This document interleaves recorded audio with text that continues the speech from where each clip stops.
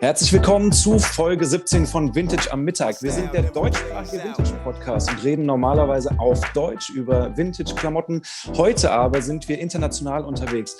That's why I'm switching to English right now. And you already see we're not just the four of us today, but we have a guest from Canada today. Our guest is a former pro snowboarder. He runs multiple vintage businesses, and he was very influential in the process of starting this very podcast because he has a podcast himself. It's called Vintage and Stuff, and we welcome Drew Heifetz on the show. Thank you very much for joining us today. My pleasure. Excited to be here. Thanks for having me. Very cool. So our audience knows we have categories at the start of each episode. So the question to you, Drew, what are you wearing today? Okay, jumping right in. I have this GWG snapback, and you mentioned I'm from Canada.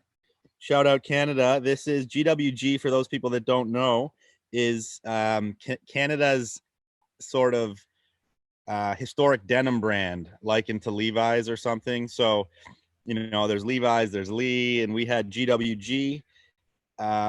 It's defunct now, but this is just a cool old trucker hat that I love. Denim in the front, GWG. I have my Fucked graffiti t-shirt. For those of you guys that don't know, Fucked skateboard brand. This is a 90s tee. Really cool brand. I like a lot. And to top it off, I have on some Polo Ralph Lauren cargos. These aren't too old, but they fit me just right. Perfect, man. The full fit. I couldn't do the full fit today because I'm actually wearing joggers. So I'll just show you the t-shirt that I'm wearing. It's a shirt I got from F and Frank a few months back. It's a boxing shirt, fight time. And it's something special for us Germans because Axel Schulz, he's a kind of a national hero in the boxing community. He fought George Foreman in this fight, and he should have won actually, and it was kind of rigged, and he lost in the end, but that was his breakthrough fight. And I also have a latest pickup to show. It's this 1991 Ghost Rider tee on a Fruit of the Loom single stitch, issue number 11. Up for offers or on my eBay shop, or maybe on Bitstitch in a couple of weeks, who knows. Let's switch over to Munich and let's ask Nico, what are you wearing today and do you have a pickup this week? Hey everybody, I'm wearing my, not actual vintage, but done after vintage Abbott's Fields hat that you guys might have seen before. I'm wearing my Farin Urlaub's Not Dead shirt. That's a German singer. And yeah, that's from one of his music videos in 2001, where he dressed up as Nosferatu. One of my favorite shirts. My pants aren't vintage, but I wear some, but I won't show these today because yeah, my latest pickup is cooler. And yeah, the front is this lovely face.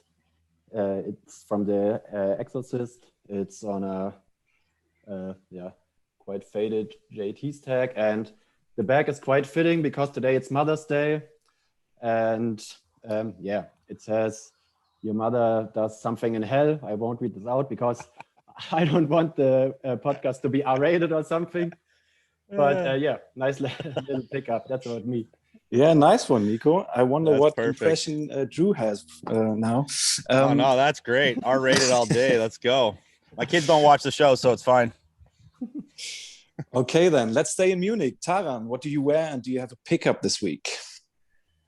Hey everybody, so yeah, I'm actually wearing a Declaim Ill Mind Music t-shirt.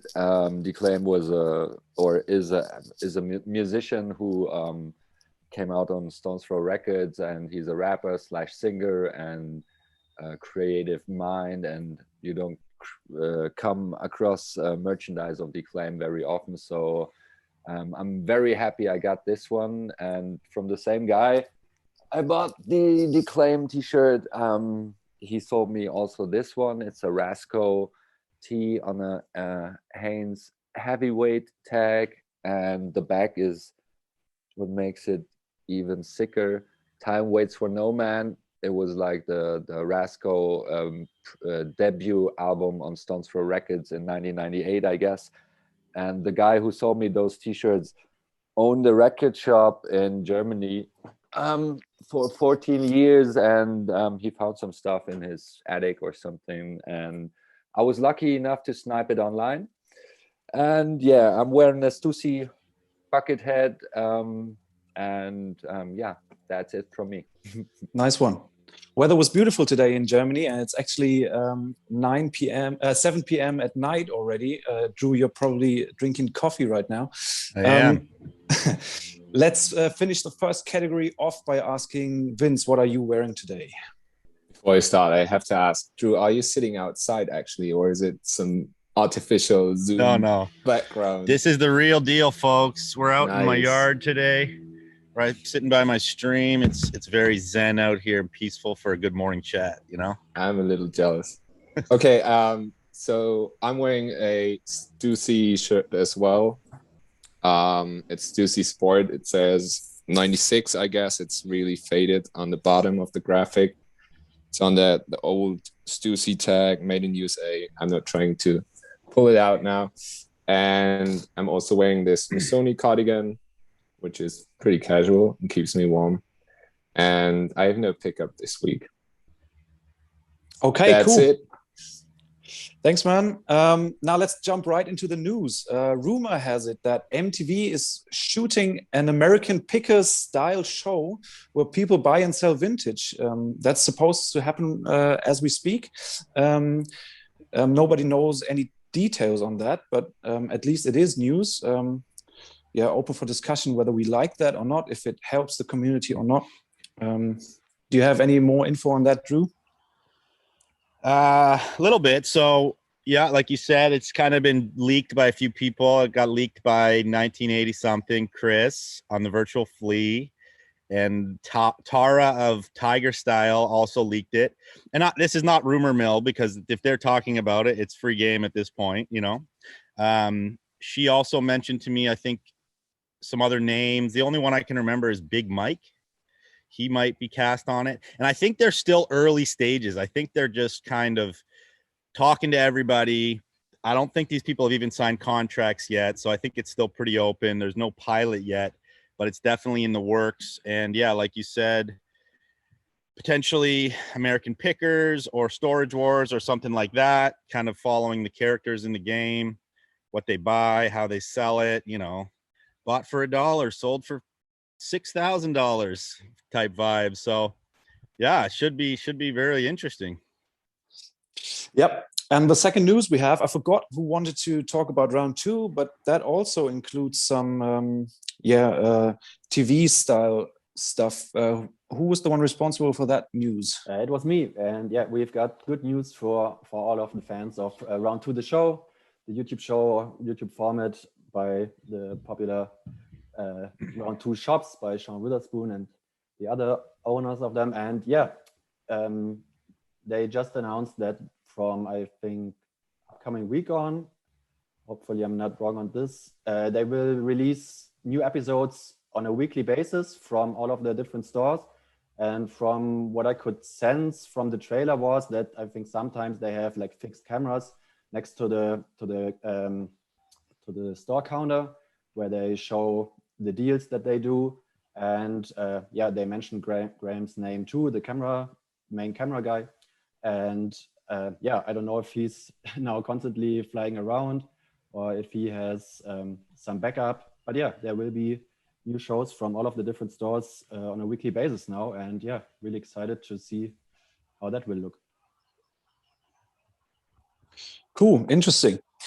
So let's start right into the topic today. We'll be talking about Bitstitch, and maybe to start it off, Drew, maybe you could introduce yourself and how all your vintage stores came to be, and also how Bitstitch came to be. Sure. So, you know, I've been doing this a long time, somewhere between 15 and 20 years. Have to do the math exactly, but you know, this has been my full-time gig for a long time, selling old clothes. It's what we all do.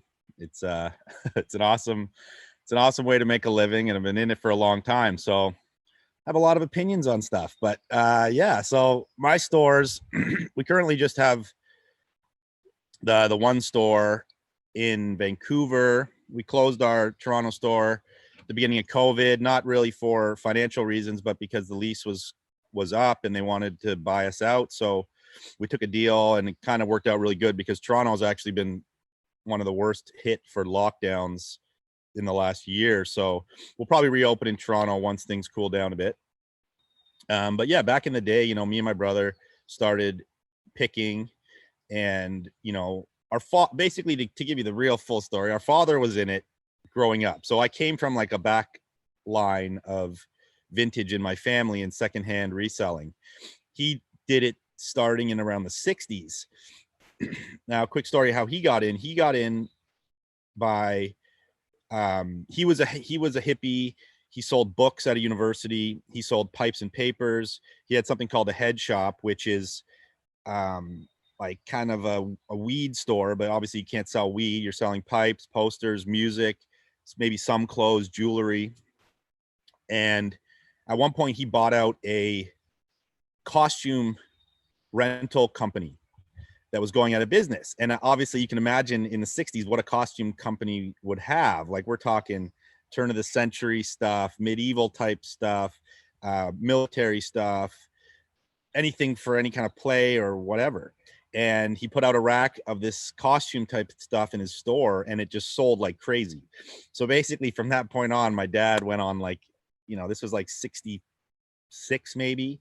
He went on head first into vintage and started to really figure out how he could source more secondhand clothes, and eventually turned his business into all clothing. So I grew up around it, and he was doing this my whole life. Around, like you said in the beginning, I was a snowboarder for a long time, professional snowboarder, living in Whistler, you know, working restaurant jobs, working whatever jobs I could. Obviously, I wasn't at a level where I was getting paid enough to live from snowboarding. I made a little bit of money, but at some point, early 2000s, my brother started to help my dad out. He was still in the clothing business.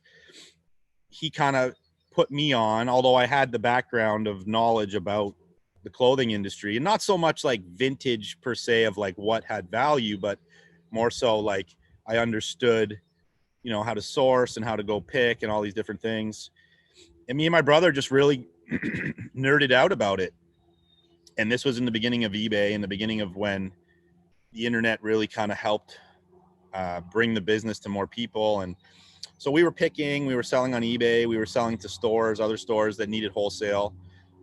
And we were really learning about clothing. And through those early years, just like started to go so deep into why things are cool, what makes something unique and old, like how to date things.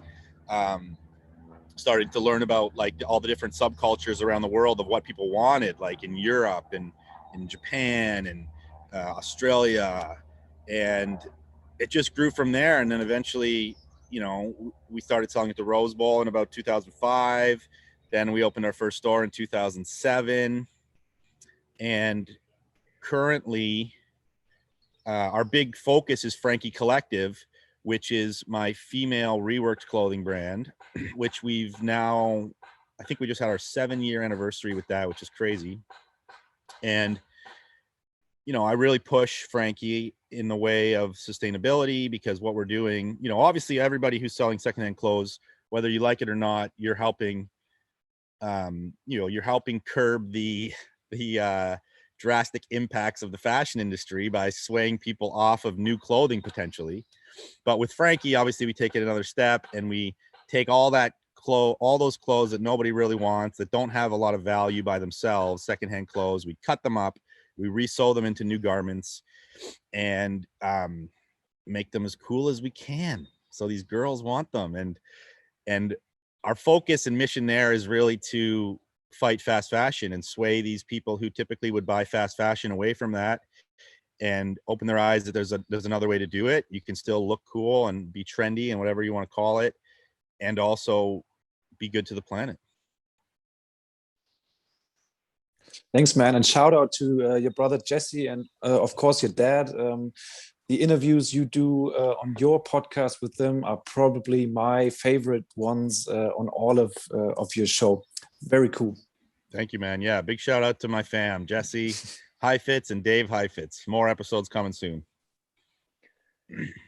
Yeah, dope. So I would have a question, and it concerns Bitstitch, and the question would be, how did you and the thrift lord, I think his name is Terrence, Yep. how did you come up with this idea together? Is it something that grew like out of a friendship, or is it something like you had in mind and you asked him to get on board, or how or vice versa? How did that Sure, yeah. go? Good question. Yeah, sorry, I didn't even intro Bidstitch, so I'll get into it now. So Bidstitch, me and Taryn are co-founders of Bidstitch. We're working with a partner. He's a ghost at the moment, and that's not because he's some bigwig financial guy. He's our point man. He's working on the development. He's behind the scenes. So how it came about was, I know this space is blowing up right now, right?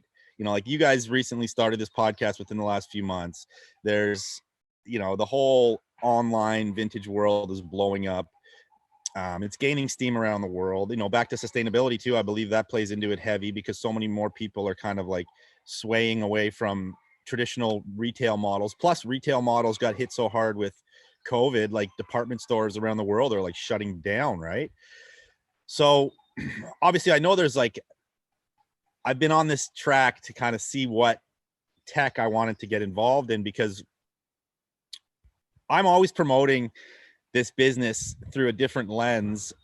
Like, if you can be in this business in another way, everybody's selling t-shirts, everyone's selling clothes, but if you can be in the business of selling clothes without selling clothes, I think that's kind of the future. And innovating like Chris has with his flea, like he doesn't even sell clothes anymore. He's just out there helping other people sell the clothes, right? Yeah.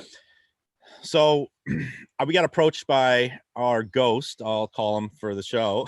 and I'd been approached by a lot of people actually in the last year, probably, or year and a half, about different ideas and different people developing tech around our vintage world, right? And I kind of let some of them marinate and see what was going to stick. But this one sounded like the best idea. And it was a pretty rudimentary idea when he brought it to myself and Taryn and the rest of the team. And basically from there, we all developed what it's going to materialize into together from that point. And, I think Taryn and I have a pretty good understanding. He has a very different view than me on a lot of things because he's sort of at the younger side of this business, and I'm definitely in like the older head side of this business, which is a good balance point. So we both have different opinions and different ideas of what the community needs, and we kind of all work together. We kind of spitball. We have roundtable meetings of what everybody wants and what we think the community needs. And that's basically how we've like come up with the full framework and plan for what we want to put out, is really just looking at it from the inside. All right. Okay. I understand. So is it something like that evolved out of like, is it like is it an attack on the usual platforms like eBay, or is it just like you two were pissed off like how things were going and you like stepped up and thought it would be a good idea like to do it like out of the community, so nobody interferes who has no knowledge, and nobody profits who has no knowledge or no credits or credibility in the community? Yeah, you 100%. I mean, it's not, we're definitely pushing back against the structured system as it stands right now. Like I said before, I've been on eBay selling since the early 2000s. Yeah. Right. And I've seen over the years how it just got more and more expensive. And as people get more, it's like any system, as you get more dependent on it, they want to take more from you. Of course. And this is always how it works. So yes, it is kind of a pushback against that. Now, for people listening that have no knowledge of Bidstitch, what we are doing is we're putting out a platform that is going to have no commission fees. Every platform, Depop, eBay, Mercari, Grailed, Poshmark. There's so many now. It's crazy, right? Even They Chris has all a fee if you want to get on his virtual Yeah, flea. you Even he you has a have fee. you have a booth fee at a flea market, or like Chris's flea market booth fee. So it's pretty standardized. And we do have a fee. We have a $10 a month membership fee, which allows you to sell. That allows you to sell unlimited amount of product for the month without any more commission. We don't take a commission. There's no extra fee on top of your sale. So when you sell a shirt for $100, you take your $100. You just have to pay us the $10 a month. You know, whether you sell 1,000 that month, 10,000 or 100,000, no more commission fees. And yeah, I mean, it is kind of a pushback against what's happening. And I think the community should have something that's its own versus huge corporate Wall Street kind of mentality. Like you said, people sitting at a desk just thinking about shareholder revenue or whatever it is they're worried about, and not worried about us. And also, like, you know, I've had 2 eBay suspensions in the last 3 months, and I don't really sell that much on eBay. I just sell like certain little teeny percentage of my stuff that I know does well for that market. And they're like these little stupid, it's not like I have bad feedback. It's like I put the wrong, I made a mistake in the address of the location where the goods were coming from, or some little thing, and they're like, oh, you're cut for 7-day suspension. Or Yeah, I think that happened to some of us too. Like if you sell, like I sold a t-shirt for like six euros, that's like $8 or something, and I sent it to the person, and they opened up a case because they said they were like it had like, I don't know what, like a dash on it or something. Like, I mean, it's $8, and they opened up a case, and I did not really react, and so they cut me off as well. And he was going to keep that shirt, and I was like, and he got his money back, so I was like really pissed about that. And yeah, Nico got suspended from Etsy, I think, but that's his own personal story. He had a really successful Etsy store, and it was, I don't know if Nico wanna tell that story, but it was about copyright infringement on the vintage shirt he was selling. So it's like pretty crazy, and you can do nothing about it because nobody will answer your emails or whatever. Like, you're just a little fish, and it doesn't, and they don't really get the niche you are selling in. That's the main problem. Like, they don't know what you're selling.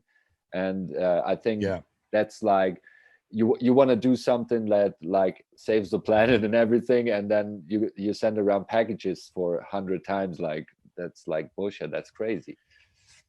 I don't know. It's funny you say that. I've heard the environmental impact of store returns is so bad. Yeah. Like, you have these companies like H&M where girls will buy like 10 things, have a try on party, keep 4 things, send 6 things back. Those things like can't even get sold now because they have like, you know, deodorant stain on them. Then they get like tossed, and the amount of carb, it's just so crazy. Yeah, and the packaging and everything is like really stupid. But I'm not the only one asking questions here, so I'm gonna pass the mic. I'm sorry, I'm out.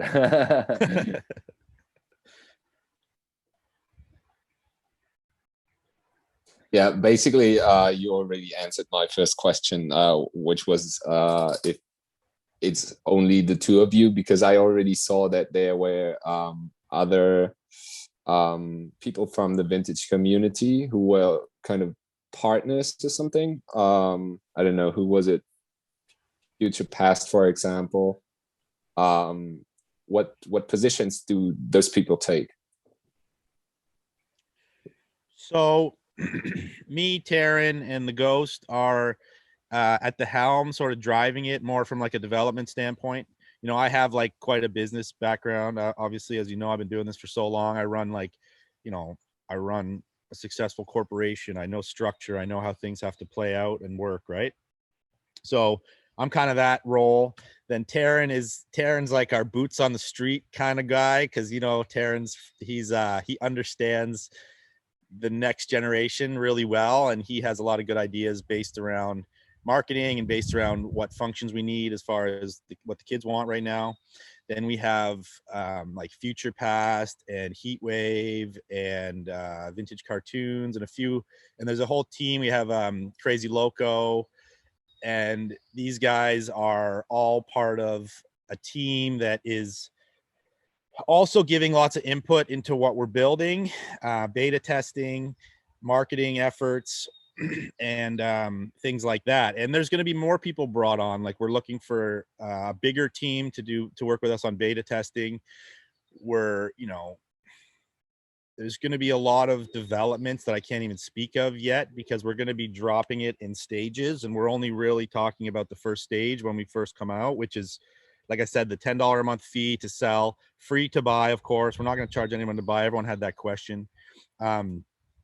And it's going to be, there's going to be a community forum on there, which we're going to encourage people to like really go in and use and do price checks and show cool stuff that they found, get information, help other people, whatever a forum is there for. Like, really any of those, you know, kind of take the place of some of the Facebook groups and just kind of like have a community-based thing. We're going to also be putting out a lot of content around the vintage community, which is going to be kind of like a complex or hype beast, but strictly for our business. So blogs, vlogs, podcasts, like we'd happy to partner with you guys to, you could host your podcast on there, or at least post it on there to get more viewers for your premier country or from America. You know, we want lots of news, content, interesting articles, all that kind of stuff to be on there. So it's really a place you can learn, sell, connect with people, you know, anything else that goes along with that, because we think that's sort of missing. There's pieces around, like everyone, there's all these pieces. We're all on Instagram, then we're all selling on eBay and Grailed, and then you know, then there's like the Facebook groups where everyone loves to like talk their shit, and there's all these different things happening. But we're gonna kind of like bring it together, make this one place that houses it all, allow you to make more money. You know, and again too, like the authentication thing, like you said, you know, people don't understand this business, and we're going to have authenticators really checking what people are posting so that you can be assured when you buy something, it's like, you know, real to the best of our knowledge. And our authenticators are like really good people that like nerd on this stuff, you know. And yeah, also kind of cut through a lot of that other stuff, because these other platforms are getting very watered down with so much other product, and it takes away the enjoyment of shopping to a degree when you're having to siphon through so much junk to find what you want potentially, you know. So we got a couple questions about that, definitely. Sure. But before I got some questions about what you just said too, I just want to have one little thing about the ghost. So you talked about the big Wall Street guys. Is the ghost from inside the vintage community, or yeah, just asking that. Yeah, he is. He's in the community.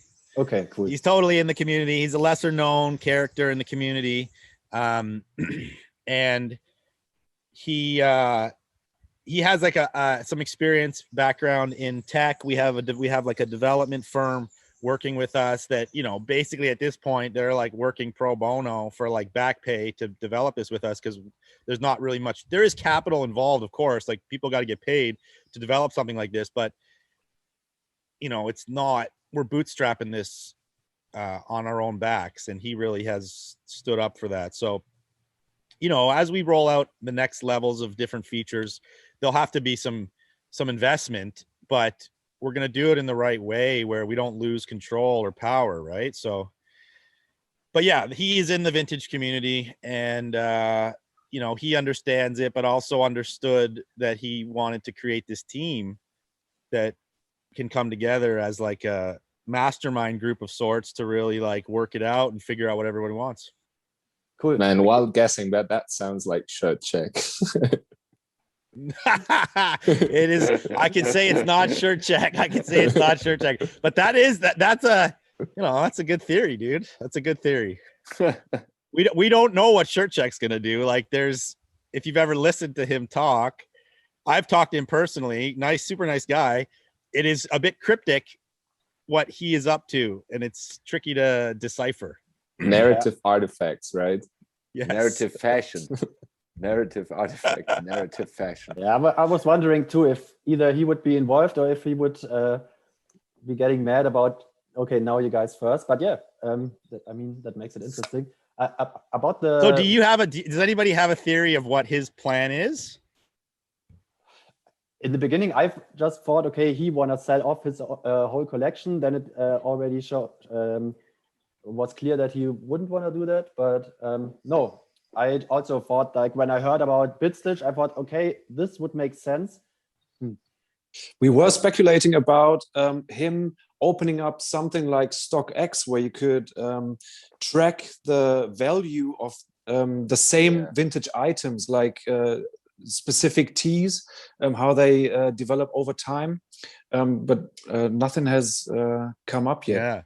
Yeah, I was listening to the stuff he was talking to, and I was like, it really sounded like a university, like what you learn on university, like it's statistics, like meet some ethnographic research, like ethnographic research of a digital culture that's yet to become like a really important player aside from sneakers, etc. in fashion. Like that was like something we were thinking. Do you have a take on it? Do you want to talk about that? I've actually been trying to get him on the podcast for some time because I think it's very interesting, and I'm a very analytical mind. You know, that's why I like doing this kind of stuff, because I ask all these questions and I think about this stuff. I don't really have any deep theories on it. You know, I do think he's a very smart man. Like he does come off like a university professor to a degree, and he has theories about geez, I got to think back now to the messages we had, but theories of the business and human nature and how people react and respond to certain things. So I think it's almost like the way I get it, it's like a psychological, maybe that's the wrong word, but it's an experiment that he wants to put forth into the community, and a theory that he says he's been developing for a number of years, like up to 10 years, that he has about collectability and human psychology and these different things that he wants to bring to the community. And again, that's kind of as much as I know. And I don't want to like speculate on weird things, but so I'm interested to see what happens, because I haven't heard, this was a few months ago, and I haven't heard any updated news of movement in that respect. I saw him go on Chris's live and give away the genie and do that whole thing, and they chatted a bit. And again, like for this MTV thing, I haven't heard any rumblings of him being involved in that. So it is really a mystery to me. So we'll see. Yeah, cool. Let's talk about your website a little bit more. So how long did it take to implement the website, or like the first stage that you mentioned? And how hard, with all of those features that you mentioned, how hard was it to keep it a secret? So development's been like probably close to a year, I guess. And we're still a bit away. We're probably 6 weeks at least away from a launch at this point, maybe up to 2 months. And we haven't put out a date exactly because we don't want to launch without being ready. Of course, we want to launch, but we don't want to launch in the wrong way. So we want to make sure it's ready when we do. So there'll be like some rigorous testing, and keeping it a secret, wasn't too hard. We've been in talks for months and months, and loose lips sink ships. So we all were pretty good about keeping it under wraps. And, I'm not going to beat around the bush either. Like, there's other people in development of other products. Like, I could tell you right now, like, Pop Shop is jumping into the vintage scene, which is a live selling platform. There's a few other people working on other live selling platforms, trying to kind of get these people off Instagram Live. And you mentioned StockX, like that kind of thing. And I would not be surprised if StockX is sitting in their offices, discussing the vintage market because of the boom we've had. Like, these people aren't naive to this. So I think we're going to see a lot of different things come out in the next while. I'm super excited about Bidstitch, but yeah, again, like the aspect that we've done and really come at it from what we want to see on a platform from the inside, I think is going to be the differentiating factor for sure. Is it Okay. web only, Oh, sorry. or is there a native app going to launch? Yeah, so we will probably launch web only for a very short period of time, and the app is in development as well. So the app will come out as a second round, but it'll be very fast. And then, like I said, as we go, we'll be announcing more features. And you know, like you said, the StockX tracking thing, you know, we've talked about, I've talked about that with a lot of people for years already. And I think there's something there with that. We don't really know how to play that. You know, it's a lot harder than it is with sneakers, because with sneakers, it's very cut and dry. It's a dead stock pair of sneakers this year. It's, you know, with t-shirts, you have so many variables in it. Another feature we're doing that I hadn't mentioned is we're doing like a member newsletter, which would be like kind of like an insider business newsletter for the sellers, kind of like a deeper dive into what's happening in the market trends, talk about like, you know, a lot of the things that I discuss on the daily, but more in like a concise monthly newsletter to the members. Very cool. Now let's get into selling on Bitstitch. You know, our scene is often connected with nostalgia, and obviously not only clothes are interesting for us in the community. We're talking about sneakers, merch, toys, video games, whatever. What is going to be allowed for sale on Bitstitch? Yeah, so we're targeting like the tight vintage community right now. So obviously, like most people are probably going to want to sell t-shirts. I'm going to be posting, I'm going to put up lots of different kind of vintage, true vintage. I'm more of a believer in like selling like style, fashion, like an outfit versus just like a piece, you know?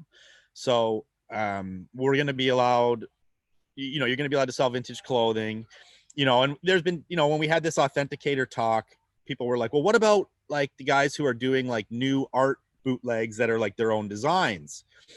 So like that kind of thing will be allowed, but we're just not going to allow like fakes that try to mislead you. So if you're like putting out like, you know, Dave from Colorado does like really cool bootlegs. Those Future Past. Yeah, Bax.co. Yeah, we had him on. Yeah, we had his stuff on the show already. Yeah, so he's making great stuff, and it's very transparent. He's like, this is not vintage, this is new. And then like the guys, Future Past and his crew doing the Marvels, like hand painted shirts, like that's allowed because that's like you created that, you're transparent about it. So, and then we're also going to branch. There'll be like a second push into like potentially like an Etsy, not Etsy, but a Depop Etsy female market. I mean, reworks will be allowed on there. Vintage clothes will be allowed on there. We haven't gone super deep into like where we want to cap it. And I think, you know, the way we're targeting it, like we're going to have to see, you know, a lot of these things, like you have a plan in mind. Certain things take on a life of their own, you know, like when Facebook launched, like you probably didn't ever imagine it to be what it is today. And it, you know, you kind of play within the market, you adapt as you go, and you see what's working and what isn't. So that's kind of where we're pushing to start. And then we will evaluate as we go. Will shoes be allowed, as we talked about StockX before, vintage shoes? For sure, shoes will be allowed. Yeah, 100%. Cool. And yeah, I'm all for like sneaker sales, new and old, being allowed. Again, we haven't like pushed into that market, so you know, if there's vintage sellers that have them, I'm sure they'll sell them, but I don't think that'll be a huge part of it to start. But you know, again, we never know. We'll see. I took a look at the Bitstitch Instagram and went through the comments and stuff like that, and also talked to other vintage collectors here in Germany. And some of them said, or there was like not critique, but some people asked that or mentioned that if they sell on eBay, for example, they are presented to a much wider audience. So there are many more potential buyers, and maybe they sell something to average Joe kind of instead of someone who's especially looking for that specific piece. what's your take on that? What would your answer be? Like, what's the advantage? Sure. I got to comment on your art piece behind you. First of all, it's super dope, man. What is that? My brother did it. That's awesome. Is that a collage? Yeah, Yeah, I it did is. them. They are like, I do them every time we have a new drop in our web shop. I do them as like the landing page. The visual for the landing page on our web shop is always a poster I create with the themes that like go through my mind. For example, that piece in the back of my brother, there's like toilet paper. Akira was around the time where COVID started and people in Germany started to hoard toilet paper because they thought like they can't wipe their asses anymore when the supermarket is closed down. And we found some Akira shirts like a year before around that time, so I put that in to like give it a little contrast and stuff. No, I that's can cool, send man. some. I've got your email address. I will send you like the works I did, and if you like to, you can pick one and we'll send you over a poster. Oh, no way. That's amazing. Yeah, my wife does a lot of collages. She's an artist and she does. Nice. She's always like, she's like, if you're in the thrift and you find magazines, like I'm always bringing her like 70s Playboys and nature magazines and all this shit so she can cut them up. Yeah, I'm gonna put a German 90s Playboy issue to the poster if you select one. That's a bad point. I'm sending your wife a Playboy. Sick. Perfect. Cool. She loves it.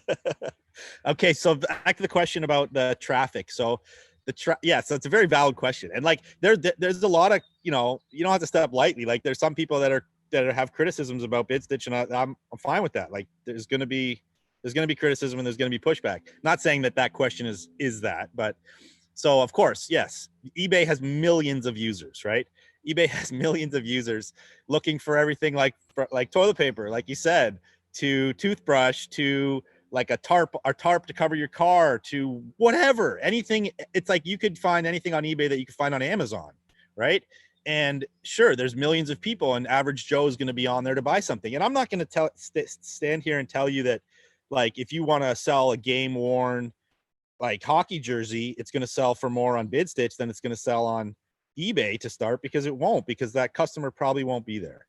Now, of course, if you build it, they will come. Kevin Costner. Okay, like this is the theory of if we have, that's partly why we've created the big team, because we really want to like have this site have so much great product. Now, we've talked about this a bit before, but the community right now, it's like a lot of people it's sort of circular, and a lot of the dealers are the buyers at this point, which I know isn't a perfect scenario, but it is still creating a lot of wealth within this community. So you get the dealers on there, everybody puts up great product.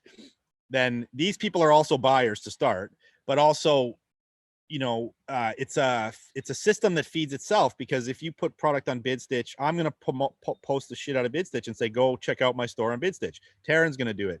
FuturePath's going to do it. All these beta testers are going to come on that are going to do it. And that's going to drive traffic. And, there'll be some of that traffic that's dealers, and some of that traffic that's going to be just people that want cool product. Now, of course, like this is the launch plan. And then eventually we're going to be bringing on like big marketing plans to push outside of that business. Like this is the first round. Second round is like big marketing push to get into like the more Depop seller and the person who's just shopping for like the first day of school clothes or whatever it is. And we don't want it to be all like hammers and everything. We want it to be like affordable product. Like we want you to go on there and get a $30, $20 shirt that you love, or a pair of Carhartts that you love. Like it's got to be sort of all encompassing in that way. But yet, like, we don't want you to go and try to see toilet paper when you're looking for something else, and again, like we'll see how it grows. And if the community, I feel like if the community backs it right in the right way, it will grow, and we will get those people. Like, I have a tech background in web development. Like the more product you have, the more content we create, the more SEO we get, the more it pops up in Google when someone searches for something they're looking for. or a news article people are sharing. Like it's all this big thing that spider webs out as the community backs it. So, I mean, that's kind of the best answer I can give on that specific question. I'm really excited for like the second phase you just talked about, the second rollout, because I feel like we are dealing in a very small bubble within the vintage scene. So I guess there are way more people into vintage who are not part of that current young vintage scene. So I'm excited when Bitstitch becomes bigger than the current community we are in, that maybe other people from other communities will join. And for me, it's like if Bitstitch succeeds, it's like the very essence of eBay with all the stuff I want to see on one platform combined. And I'm really excited to see if that works, because that would be crazy. And one thing, you know, I also, like I talked about Frankie before. So like there'll be a push in that direction. And I understand this because I deal inside the community, but I deal way outside the community, right? I have all things happening. So with Frankie, like my customer base is not a t-shirt nerd. My customer base is like a club girl or the girl who wants an outfit for university or whatever that it may be, but regular life customers. So again, like this, a part of a second push will be into that market. And then, you know, we're going to keep branching out. And I think if the user experience is great, the product is great, the sellers get to save money, the customers are going to come because that is what they want. It's what they want to see. And it's like, more push towards them. And again, like, as you know, like I mentioned, kind of like a complex vibe, you know, probably to start, it'll be more community based about what's going on in the community, but yet we want to, like, you know, I'm all about teaching people too. You guys know that. So, you know, I want to put out content where like people can learn about other parts of the business or other parts of fashion, and we'll branch out the content to match as we branch out our customer base as well. So you already mentioned some of the guys that are involved, but I would like to know how many people exactly are on your team right now to take care of all of that properly. Okay, so we have about 10, 12 people within the community who are partners on this. Then we have our Ghost, who's head of development, and we have our development firm that's working on it. I've spoke with our developers before. We have a team of about 5 or 6 guys working on development. We're in talks with some other people about partnering on some other features that I can't discuss right yet. And then we have plans, like we already have, you know, 3 to 4 like really good content creators on board, which we'll be bringing more on board. You know, there's going to be positions that get hired out as we go as well, like customer service and different things like that. So yeah, I mean, it's like not huge, probably like 15 people at this point. Nice. So is Bitstitch going to focus on North America, or are you planning to spread it worldwide for buyers and sellers? Yeah, so we're going to go worldwide as we can off the bat. I believe sellers will have the option to decide, just like other platforms, if they want to ship worldwide, but we're going to offer it for sure. And there will be language options on the site, so you can translate it. Currency converter options. So as much as we can, I know like nowadays, when you look at development into say like an eBay size platform, it's like $1 billion operation, and they probably have different servers in each country that are doing their hosting. That's like big tech talk stuff, but won't be there off the bat, but we definitely want to make it international. So I've got a question concerning the buyer and the seller protection. Like I had it before, like I mentioned that eBay is like, sometimes it's a bitch because you don't really know what you get if you make a sale. In the end, the buyer is always more protected than the seller. Even with PayPal, which was cool, I think, at the beginning, but went like really in a strange direction right now, because I don't know. It's like you can open a case in with PayPal. If you're the buyer, you're always the king. If you're the seller, mostly you will have to bite the sour apple if your buyer is not satisfied with your product. Is there like a way on which side like Bitstitch stands more because it comes from a seller perspective, or is it like buyer first, like when you have it with Depop or eBay, or I don't know? I mean, yeah. So eBay is so far on the other spectrum, right? It's so far in the seller's.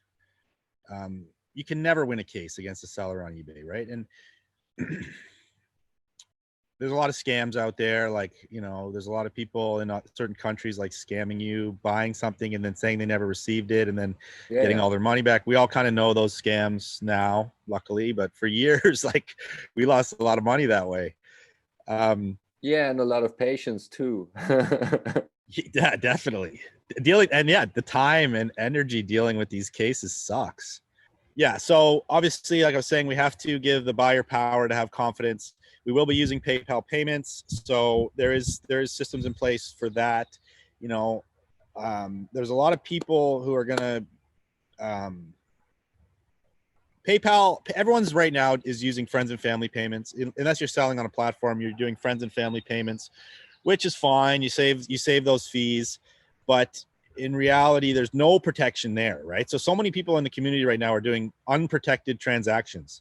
Now, I guess part of that is fine because it's like I said before, it's all going in the community anyway. So it's kind of like they either know the person or they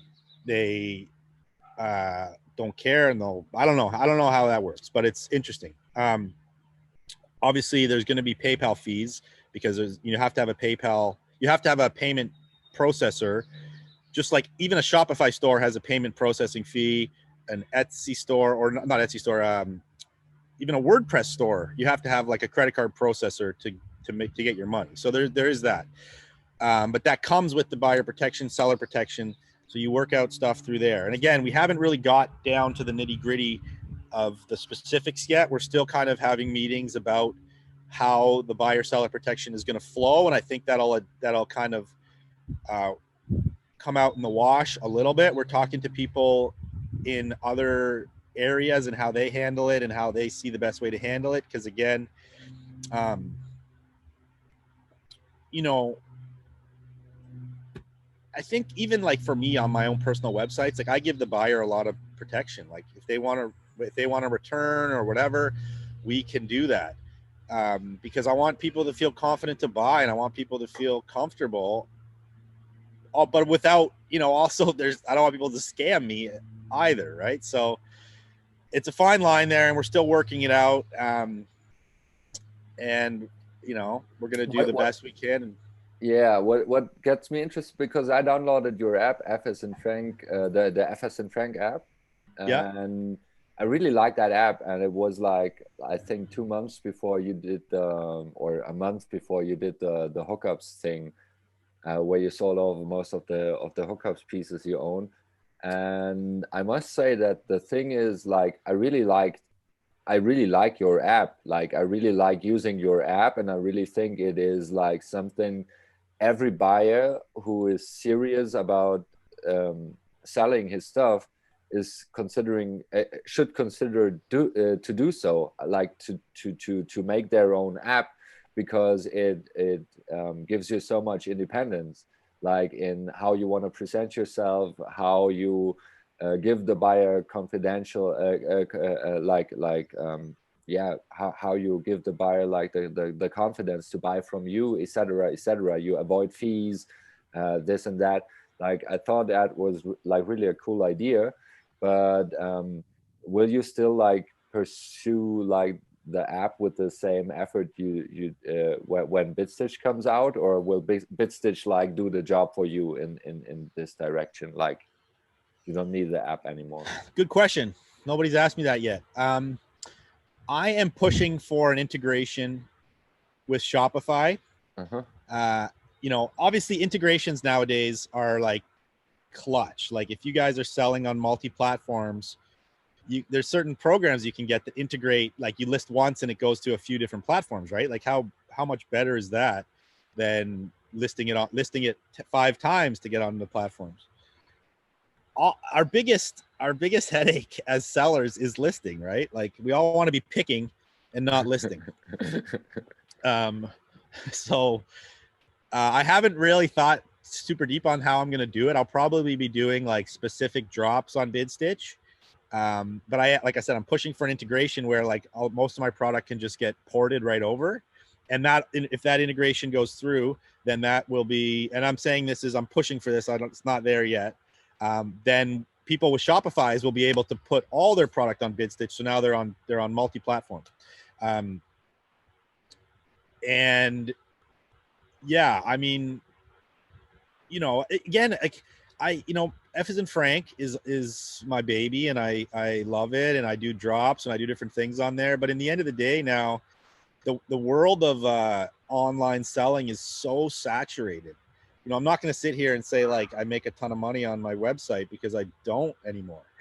I used to because we were the only fish in the sea for a long time, like, you know, 7 years ago.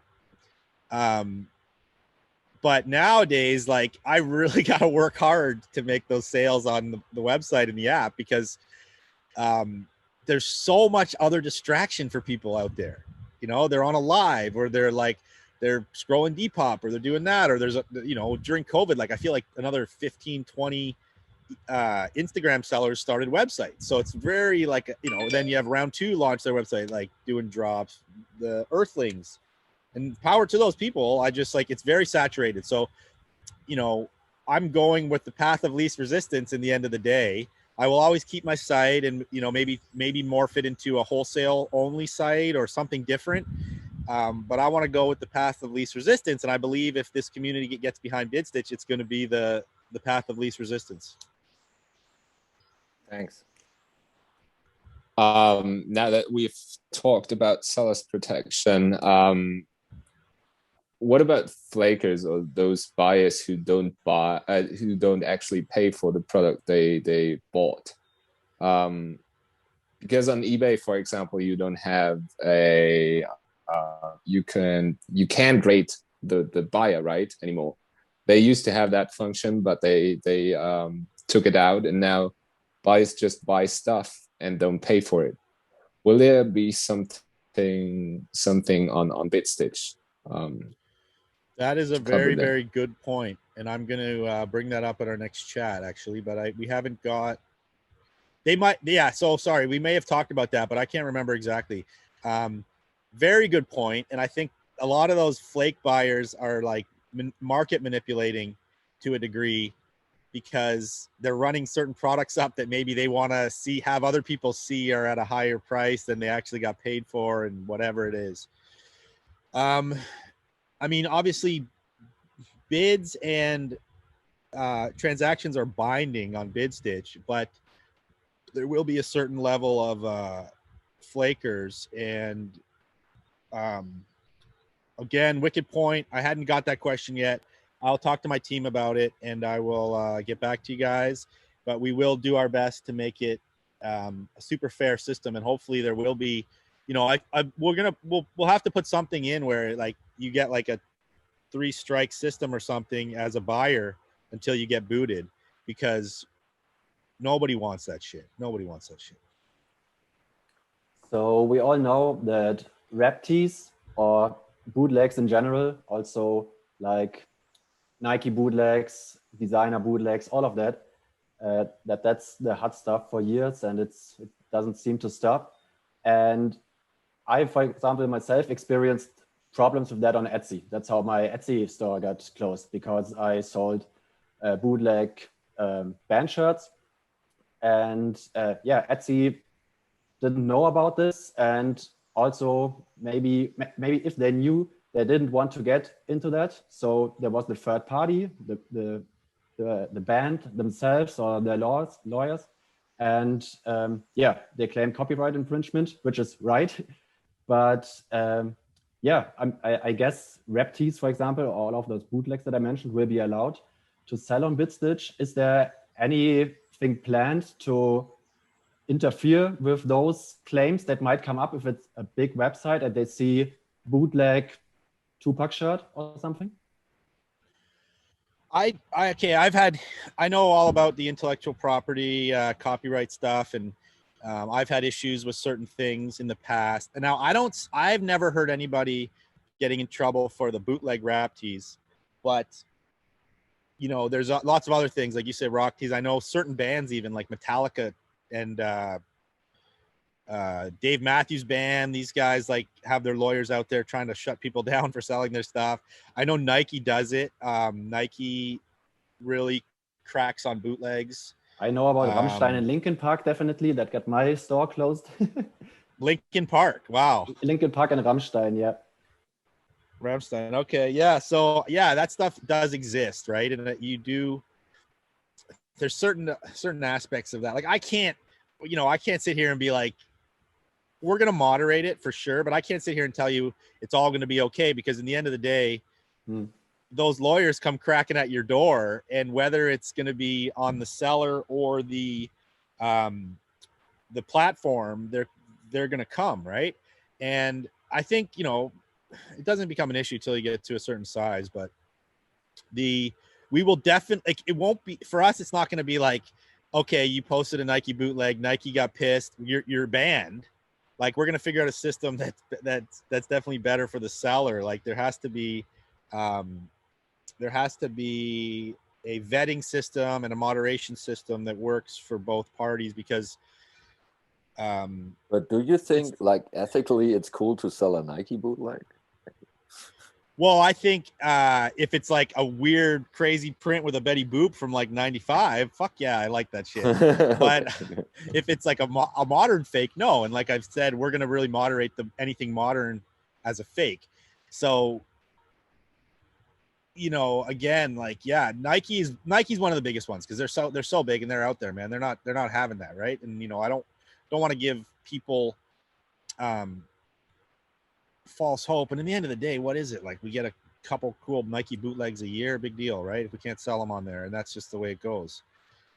So again, we want cool bootlegs on there. We'll do our best to have a system that works for everyone. We're not going to be out here canceling people for making mistakes, for sure, which I think is the most important thing. And we you know, we'll have a rules and regulations when we launch, so people understand. And yeah, we'll do our best to moderate it so we don't get into any hot water in that scenario. But I don't see there ever being a problem with the rap tee bootlegs. I haven't heard anybody getting shut down for those, just because it's such a category. It's crazy too, like, you know, bootleg Bart. You remember when that was a big thing? Sure. Yeah. Some of the sites shut down the bootleg Bart movement, because that's like, there's almost more bootlegs out there than there is authentics, you know? Yeah, they're also cooler than the authentic ones. But yeah. Yeah. Yeah, but still, like, people like Redman, for example, whose shirt like or whose image got bootlegged on many shirts, like, he's celebrating the style from back then. I mean, there are videos out there of Timberland like searching for a Lost Boys bootleg parking lot shirt in a vintage store. I don't know where, but like, I mean, those people are clearly like, they are in the culture, and they don't. I don't see, like, I don't know, the lawyer of Mr. Cheeks getting out there and like searching for Lost Boys bootlegs or something like that. Like, that's not gonna happen. But Exactly. But and those people understand the culture. But as you mentioned, like Nike and other like big players, where like the head is multiple, like there's not like one thinking head on top, like there's like separate things going on. Like those companies will come after you, or after the seller of that thing. I mean, Yeah, that's clearly and there, but that's some of those things you have to, you know, I've had these cease and desists before from companies, and I'm not going to get into like details about it, but they come and a lot of them just want you to stop the sale. And, you know, it's like if Nike, like you said, has so many moving parts, they probably have computer programmed algorithms searching the web for certain things. And then like they just pay these lawyers to just send out these letters all the time. Right. So yeah, there's such a detachment from what they're shutting down versus like the small guy who sells one shirt or like the Thailand bootlegger. Yeah, and they could use it in such a cool way. They could use it in such a dope way for themselves. Like if Nike goes there and says like, "Yo, that's a Betty Boop bootleg with a Nike tag on it from the '90s, and that's the shit." And I don't know what. I mean, they can promote it. They can like they can flip it and do a real cool thing out of it. But it's so automated that they piss off the wrong end in the end. Yeah, and the little guy takes the brunt of it. And it's interesting you say that. Like there's been companies that have kind of embraced it. Like, you know, Gucci in the last 5 years, they kind of embraced, like they started to make versions of the 90s bootlegs in their brand because they're like, we see the cultural significance of it, you know? And they're not, and I don't think Gucci's out there like shutting these little guys down for doing these like interpretations. Yeah, but sorry. Go ahead. Yeah, that's the interesting thing, that after they originally got it, Dapper Dan, who did all of that in the 80s and 90s, yeah, now they embrace him. So I think that's also maybe one of the things that we talked about before with hip hop artists embracing it, because hip hop has always been about sampling, taking stuff from somewhere, so they understand that. But yeah, totally really cool that Gucci does that now. Yeah, or Louis Vuitton. Yeah. And Tony Hawk. What, are you talking about the birdhouse shirt? Yeah. It was these guys that showed Tony Hawk that he was wrong calling it a bootleg, actually. Oh, you guys did? Yeah. So did he message back? Yeah. He even posted it on his story that he stands corrected, and reposted our story where we flipped open the old skate catalogs. We had those Blitz distribution catalogs, and the birdhouse sweater he called out a bootleg on Drake is in these catalogs. So we flipped the catalogs open and filmed them and tagged him, and he reposted it and told us he stands corrected, and he still can't remember doing the real thing. But yeah, we kind of like that is so dope, man. That's such a rad story. Yeah. Yeah, I heard that whole debacle, you know, him calling out Drake and everything. And yeah, and then even I guess the actual shirt came from this. I saw the kid, his name's Paul Doesn't Exist, I think, on Instagram. Right, yeah. You know that guy? Yeah, of course we rode with Paul. Like before I filmed the catalogs, I was trying to tag him in the story, but he has that function deactivated. So I direct messaged him before I put the story out, like, yo man, like, I don't know what everybody's talking about, but here are the catalogs and this shit is not a bootleg. So hope you don't, I don't know what, and send him like greetings. And he responded really kindly, and he seems to be a really nice guy. And he was like, yo, he gets so many messages because of this shit. And he's like really annoyed, but that made his day. And he thanked us for the screenshot of the catalogs. Yeah, and by the way, I'm jealous that you have those catalogs. That's so rad. Yeah, they're really cool. Like they are really something, because like it's like everything is in there. Like here's like the toy logo, and yeah, and it tells you the skater's name for each graphic. Yeah, of course, yeah. Sick. Yeah, we got some, because a lot of them they don't have the names on them, right? They're just graphics. Yeah, like it's like we have those birdhouse hookups, and Flip did like they did it together. They had like their mail order catalogs like from 95 until 2004, 5, 6 or something like. But we have like really old catalogs where not even the year is dated on, but you can like it's consecutive numbered, so you can go back, like number 15 is numbered, and if you have number 8, you can go back like the time gaps, like they make sense. So yeah, it's pretty cool. This is some serious nerd talk right here. Okay. If you don't mind, I'd like to change the topic and talk about environmentalism for a little bit. All of us who do this podcast, we care about the environment, and now COVID has changed vintage and has made it more of an online phenomenon. And we constantly send packages across the world, and this sure has an impact on the environment. Now, if a vintage garment is being sold and traded all over again, wouldn't that change the idea of secondhand clothing taking the place of newly produced garments, and in the end ruin environment even more than just buying a garment once, wearing it for 10 years and then throwing it away? What's your take on that? Interesting. So you're saying that like if someone buys a garment from you, you ship it to Australia, now they resell it and ship it to America, and that guy sells it to somebody else in America, and then the carbon offset of that product is so high. I mean, it's not good. It's not ideal. And very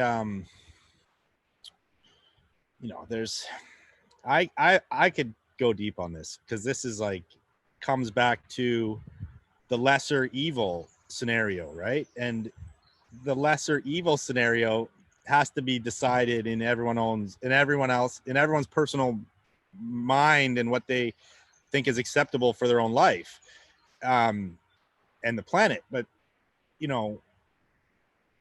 there's so many greenwashing, I guess. So again, I guess too, and then that's another issue. Like, greenwashing is a term that means like using environment to sell something, using a play on the environment to sell something that potentially isn't helping that much, right?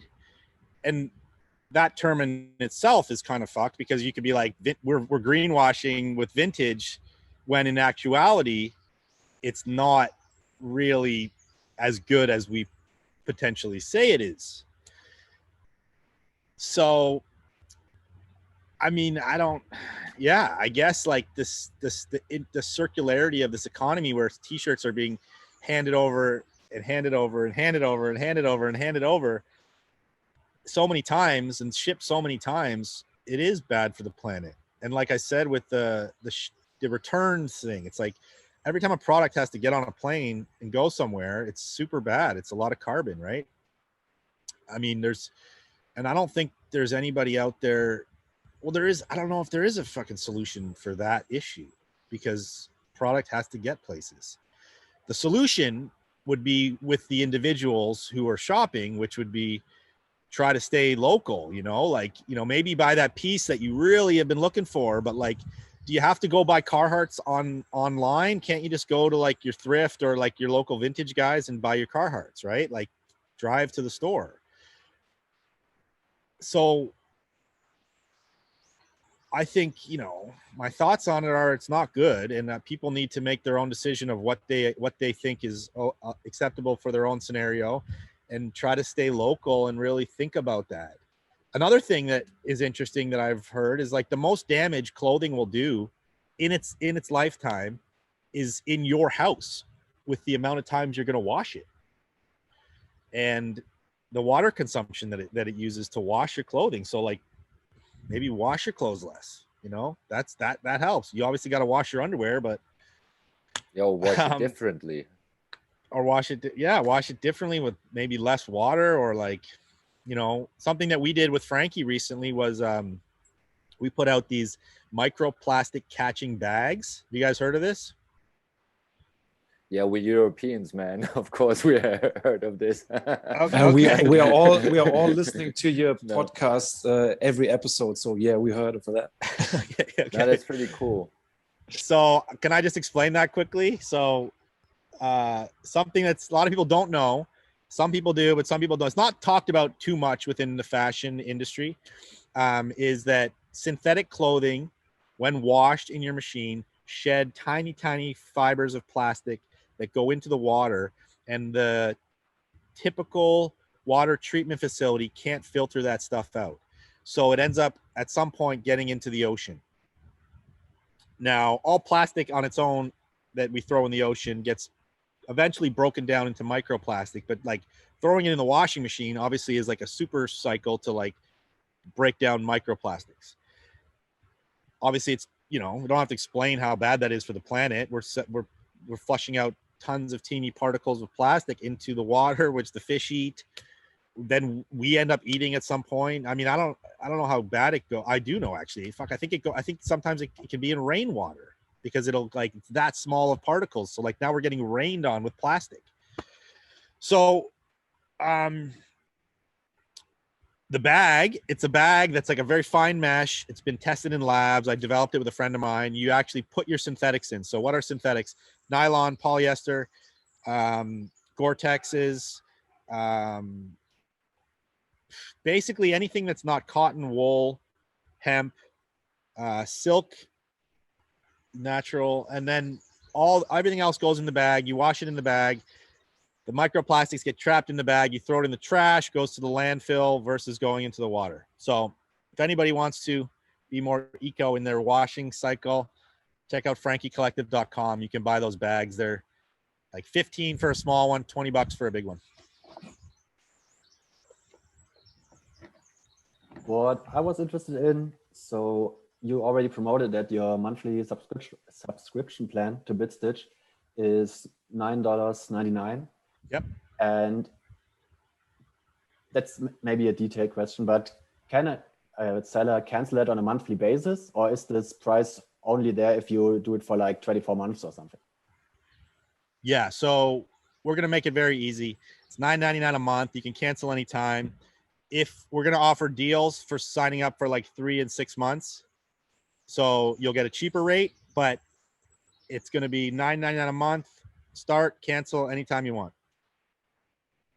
Cool. And talking about starting, so does every seller can already hop in the first step that you talked about, or is that coming on later, like after this beta phase? So yeah, the beta phase is going to be private. So I'll be bringing on like people to test with us. But once we launch, it's open. So once we launch, it's open. Any seller can hop on, any buyer can hop on. To be a buyer, just like any site, you're going to have to go and like just fill out your information, pretty standard. You know, throw your typical info in there to get on any site, right? I guess not any site, because you're gonna be able to browse it, but once you buy something, you're gonna have to then open up an account, which just requires a little bit of information. Now, then at any point, you can just switch a tab and turn your seller account into turn your buyer account into a seller account. That'll prompt you to sign up for your subscription and more information at that step.